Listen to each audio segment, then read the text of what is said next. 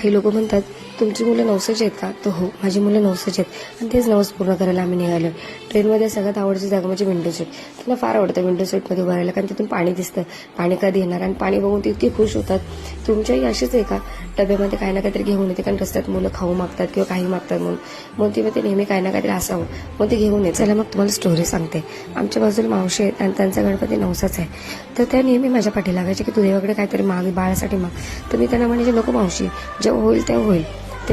त्या वर्षी त्यांनी माझे हट्टच केला, म्हणलं नाही तू चलच आणि हे आहे ते बाप्पा, आणि म्हणलं तू मागच. मी त्यांच्या कानात सहज म्हणून गेले की बाप्पा मला बाळ हवं आहे, मला 2 बाळ हवेत. आणि खरंच असं झालं की 6 महिन्यांनी मला कळलं मी प्रेग्नेंट आहे आणि त्यात माझी ट्विन प्रेग्नन्सी आहे. आणि तुम्हाला माहिती आहे माझी 36 वीकची प्रेग्नन्सी, इतकी हेल्थी प्रेग्नन्सी होती की मला काही त्रास नाही झाला. म्हणजे लोकांना मला बघून भीती वाटायची, पण मला काही त्रास झाला नाही, इतकी माझी हेल्थी प्रेग्नन्सी होती.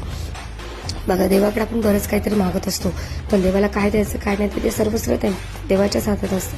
देवाला मी ह्या वर्षी एवढंच मागितले, बाप्पा सगळ्यांना माझ्याजवळ जेवढी लोक आहेत, जी माझी लोक आहेत, त्यांना सुखी ठेव आणि निरोगी आयुष्य दे, बस बाकी काही नको.